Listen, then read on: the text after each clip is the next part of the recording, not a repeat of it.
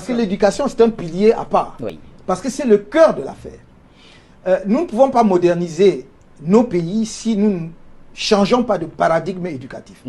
Les systèmes éducatifs aujourd'hui en place ont été créés dans les années 60 pour former des cadres qui devaient prendre la relève des expatriés, aussi bien dans le secteur public que dans le secteur privé.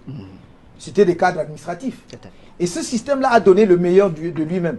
Il n'est plus performant, il est obsolète. Donc nous voulons un système réformé de la maternelle jusqu'à l'université. Dès la maternelle, on va mettre l'accent sur l'éveil de l'esprit de l'enfant à l'innovation. Par exemple, une maman sait très bien que si les Legos, les mamans connaissent les Legos, ce sont les bouts de plastique qu'on assemble. Oui. Si vous jetez des Legos à un enfant à la maternelle, vous lui dites, faites-moi une maison, il va peut-être vous faire un éléphant. Mais ce n'est pas grave.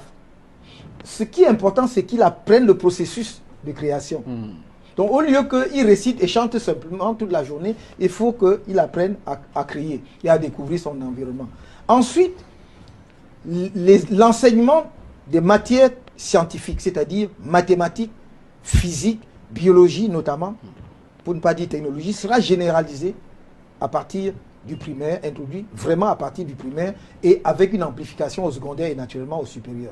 Pour que nous ayons demain une armée d'ingénieurs, de techniciens, de gens qui foisonnent dans tous les secteurs et créent et inventent. Parce que pourquoi est-ce qu'un pays comme le Japon, qui n'a aucune matière première, arrive à être la deuxième puissance économique du monde? C'est justement parce que les Japonais ont mis l'accent sur l'éducation et donc c'est la ressource de l'intelligence et non pas seulement des matières premières.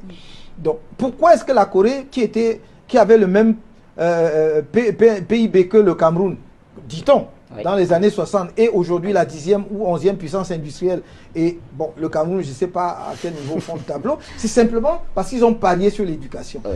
Donc, sur ce pilier central, nous voulons que demain, les jeunes Camerounais du secondaire aient au moins un séjour pendant leur cursus secondaire dans l'entreprise et ailleurs.